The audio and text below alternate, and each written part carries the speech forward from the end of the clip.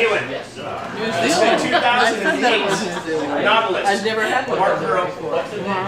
Nautilus is the brand. Martin Burrow is the area. The vintage is 2008. And I got 0 on my way out. It was in New Zealand.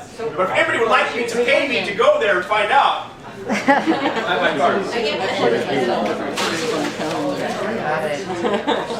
It's a lot of whites in New Zealand.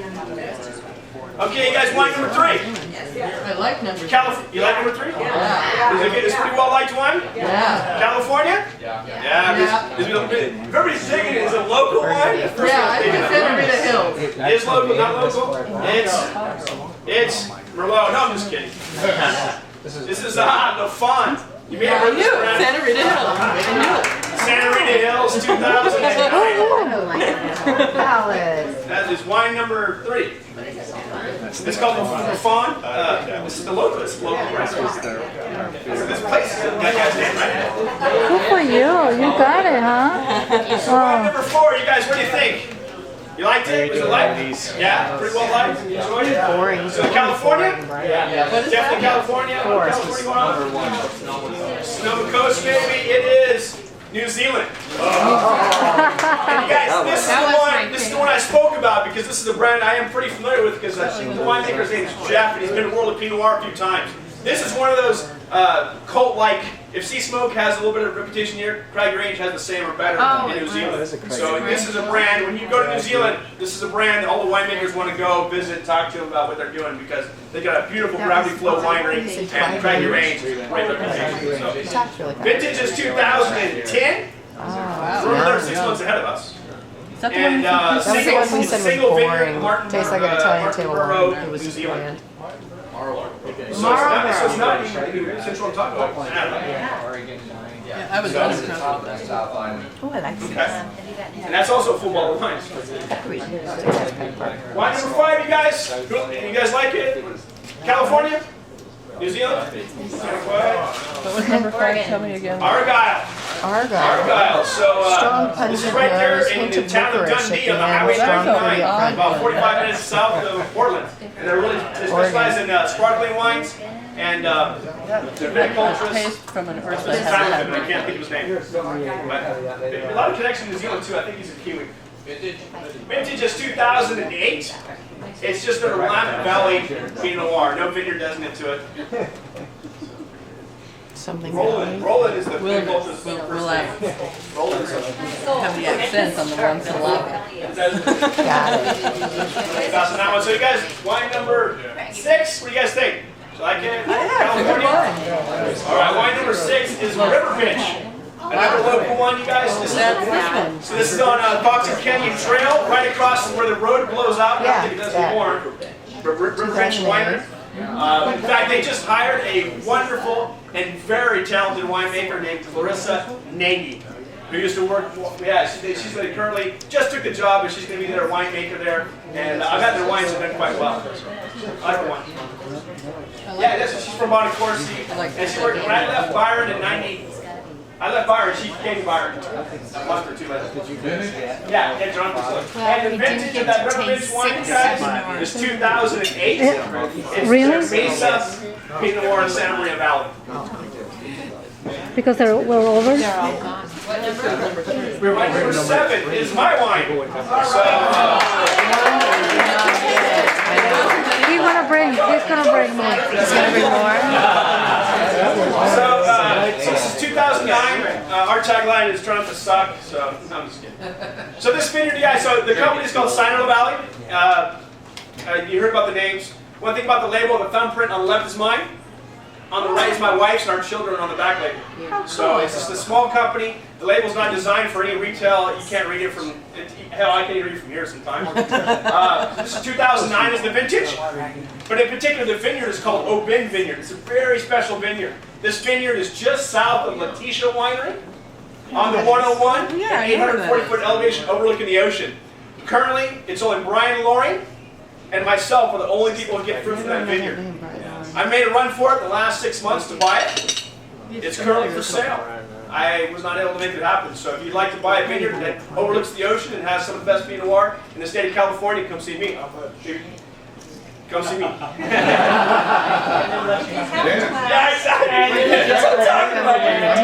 I tried to buy it, but the problem with it for fabulous. me is it's got a 5,000 square foot home that is way beyond what I should have, and the ocean view. So all I need is a vineyard, a piece of land, and a trailer. So wine number 8. It's also my wine too. So this is interesting. That's one that tastes like roses. This is Tally Very Rincon floral. Vineyard. It's so funny, you guys. With these two wines, this is Tally Rincon Vineyard. Jim Clendenin, myself, Chuck Carlson, and Raj Parr, the only people who get to buy fruit currently from Tally Vineyards. This is when I go to New York. This is definitely the one that gets me in the door. They go, wait a minute, how did you get Tally? And especially when I tell them I have 1 acre of a year. But I sell, as far as style of wine, you guys, the Aubin sells 2 to 1 over this. I chose this piece of land because it has an older clone. The color's much lighter, it's prettier, and it's just a lot more different style of Pinot Noir. But what's really fun about Pinot Noir is those 2 wines side by side, same winemaking, same technique, same exact forest in the barrel, same barrel manufacturer, bottled in the same day. 2 different Pinot Noir vineyards. Again, window to the soil, it's pretty different. What are the clones in those? So the second one, the Tally Rincon, and these are both 2009 vintage, Sinaloa Valleys. This is clone 2A from Waynesville, Switzerland. Out of Switzerland came 2 specific clones in the late 80s, 1A and 2A. A lot of people know about 2A these days. 1A, there's very few of us that remember 1A, and it was kind of popular at one point. And it was one of the clones they took up to Oregon to get Oregon started on, and it's a clone that started Rosemary's Vineyard for Tally, and 2A is also typically and historically preferred clone for Jim Clendenin too. It's an elegant, prettier style clone of Pinot Noir. The other vineyard, Aubin, is blended between 667 and 777. It gets a little geeky, but those are those. When I talked about that epoch 667 is and that time where it changed, it was really those 2 clones that really came to us and were like, oh wow, these are different. And those 2 were a big part of that sort of new 115, and then came 667, 777. So those are a whole different clonal aspect. But the vineyard also overlooks the ocean too, so the berries are small. It's pretty wild. Wine number 9. Which we also didn't get. Nope. Oregon. Is Oregon? California. It's California. 2007 Summerland Pinot Noir. Another local brand. And I got to introduce my friend Etienne, who's the winemaker for us.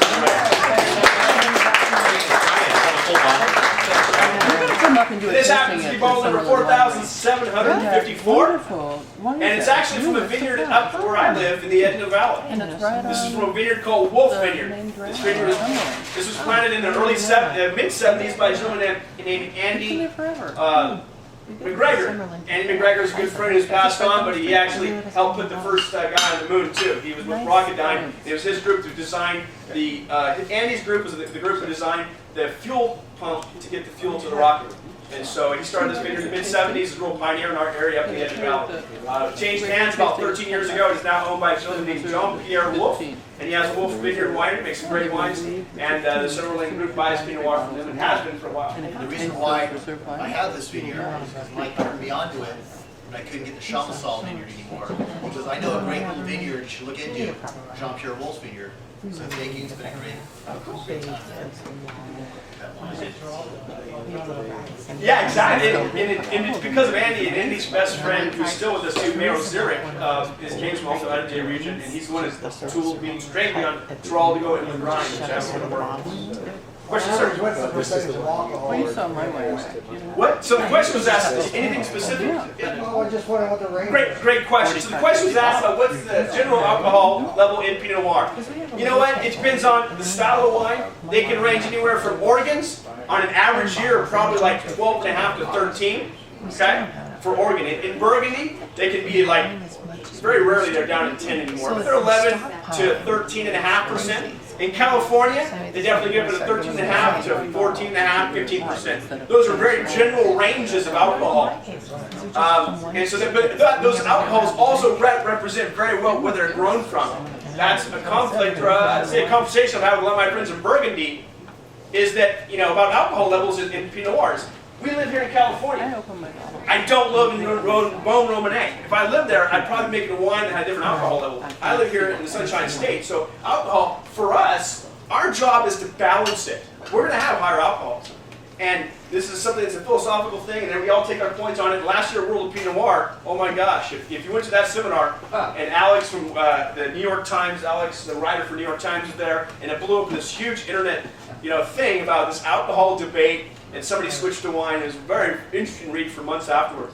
And so, but basically, alcohols here locally in California tend to be higher. Some people are impassioned by making them lower. A gentleman up in Napa in a town called Angwin has a brand called Dunn, Randy Dunn. And his daughter worked for me at Byron Winery at Dewey Alfred, and I worked with her, and I got to know Randy. I used to stay up there. He is passionate about low alcohol wines. Wrote a letter to the Wine Spectator, told him to kiss his ass, and just said, look, and he's that passionate about it. And so that's his personal opinion of it. So, I don't know. Did I answer your question about alcohol? But they're trending up the same way all the other varietals, right? They are trending up, but I tell you what, I opened a Zacca Mesa Chardonnay that Ken Brown made in the 70s, 79, I got it, and that thing was 14-1. And I got a picture of it. Non-alcoholic wine is like Okay, it's Zacca Mesa Chardonnay in the late 70s, it's got there in 76, 77. So they've been high back then. Also, another great example is Domaine Leroy in Burgundy. Domaine Leroy is one of the most important wineries in the world when it comes to great Pinot Noir. She's part owner of Domaine Leroy Conti, and her personal brand is called Leroy. It's like Leroy. So we were with Matt Kramer and these guys up in Oregon, and he kind of tried to take her to the rug because her Lee Corton Pinot Noir was 14.9 alcohol. Okay? We were all sitting there going, wow, because he revealed it and was like, wow, here's one of the best Pinot Noir producers and brands and vineyards on earth, and it's 14.9. And her point was he's chasing us in California. So what vintage was that? Let me do the math here, because that was not, and I was there on 2. It had to be up there about 96, so we were probably looking back. I was there, that probably was either 96 or 97 calendar year, so we were probably looking into 91s, 92s maybe. Okay, and big alcohol content was not the name of the game back then. So the fact that Leroy put out that high a percentage was only a reflection of their winemaking philosophy. It wasn't trying to, live up to some big boy standards. And the way the Madame of Burgundy answered it that day was, look, this is the vineyard, it's the expression it has, the vintage was riper, I picked it riper. I'm not looking for alcohol, I'm just trying to make the best wine I can. And that, to me, was succinctly my opinion too. It's like, look, I'm just trying to make wine and live at the beach, raise my kid. So I don't have this big philosophical thing about alcohol where it should be. I want wine to taste good, I want people to be into it, and that's what I'm driven by, is how you balance. And I personally, from experience and what I do, I can balance a wine that's got high alcohol. I was talking earlier, we were talking about some high, it was Frank, we were talking earlier with regards to high levels of alcohol as infidel. You're quoting 17.5s. I personally made a rosé wine at 18% alcohol and sold it out in 2 months. They loved it. People were, and you couldn't taste it. The acid was there. It was like, That's good. So it's about balance. At the end of the day, I think it's really about balance and what you like. And so the question was asked about Daryl Cordy up in Sacramento, who has Cordy Brothers grocery store. Another arduous, passionate person about low alcohol, regardless of quality of wine. It's more than passion by the level of alcohol. And so he won't allow you to bring a wine in if it's above 14 or something of that nature. 13.5 when he started. Something of that nature. And that it made a lot of press, and that's, I think, Daryl's point there. So anyway, you guys, that's enough for me to talk. But if you have any questions, please. A personal appellation, adjective to describe the Pinot Noirs versus other reds, whether it's Malbec, Pierre, Cabernet Sauvignon, Merlot. Just a guideline, personal appellation description. And so appellation description on Pinot Noir, different regions I could just name off right off the top of my head. Versus other reds. Woo! Okay. Man, that's hard to wrap my little brain around in terms of, counterpointing them with other varietals. I mean, appellation-wise, it's really hard. It's hard for me to be able to answer that right now with something succinctly. I didn't pull out of my ass and just kind of saying something. So I can compare maybe the Pinot Noir from Edna Valley to Santa Rita to Santa Maria Valley to Russian River Carneros, as far as Pinot Noir. Malbec, I happen to farm 6% of Malbec in California. I have an idea about that vineyard, but I don't know about everybody else's vineyard, really. I don't know. Sorry, I don't have a good answer to be able to compare Pinot Noir and all those varietals by region. So it's basically like why do you prefer a Pinot Noir versus a Malbec? That's a great question I can handle, dude. I like it. Okay, now we're rolling. Now we're rolling. Why do I And like Pinot? apply that then with a Merlot and a Cabernet. Okay, well, but I like your question. You helped me better define it in my brain. Sometimes, you know, I had a really fun high school time, so I got a lot of them left. So, the question to me is, why do I like Pinot Noir over other varietals? Because Pinot Noir has typicity of place. It's very clear. I think that's very important. And Pinot Noir is just seductive. When Pinot Noir is done great, it doesn't hit you over the head. All the other varietals, like Cabernet, I mean, it's easy to counterpoint with Cabernet. A great Cabernet tastes great. It's bold. It's kind of obvious. Okay? A great Pinot Noir needs to actually reveal itself to you, and you have to be able to understand it, or you'll blow right over it. You'll go, that wine sucks, and go to the next one. And if you're not attuned to it, you're not going to see it. And I like that about Pinot Noir. It's not obvious. It's you like it, but you don't know why you like it. It's got layers that keeps building. And when I like a Malbec, it's like, you know what? It's got a little bit of that gunflint to it. It's got a little bit. I mean, Malbec often has a little bit of that cedar character, and you know, in Cabernet, I want to have a little bit of herb. I want to have power of structure, and it's obvious. It's big. It's robust, but it's quite obvious. And things that are obvious are great. But I dig stuff that's kind of hard to understand, and that's for me why I like Pinot Noir. Did I answer your question? Thanks, Mike. Thank you so much. Award Wine of the Year by Wine Spectator for value. Now that was a nice way to start a company. And so that's value priced Zinfandel, Syrah, Cabernet, Merlot. I got a nice picture of me in the Wine Spectator 3 or 4 issues ago. And it had my picture in a Merlot article. That was awesome. I got so many emails about that. They're like, Mike, aren't you a Pinot guy? I'm like, hey man, just spell my name right, you know. Just Make a great Merlot. and we're hitting, man. You know, the Spectator's talking about it, you know, and we're still getting paid. That's the real deal, you know. I mean, that's this sort of those things and those magazines and that life is part of what I do, and I don't disrespect it. I'm very appreciative of it. So it was just fun to get Merlot, get some love for Merlot I made. So anyway, that's all good. And so anyway, those are the brands I work with. Ancient Peaks. I didn't bring that today. I did bring some Sinaloa Valley Pinot Noir, my Italia Rincon, and my Oban Vineyard. So.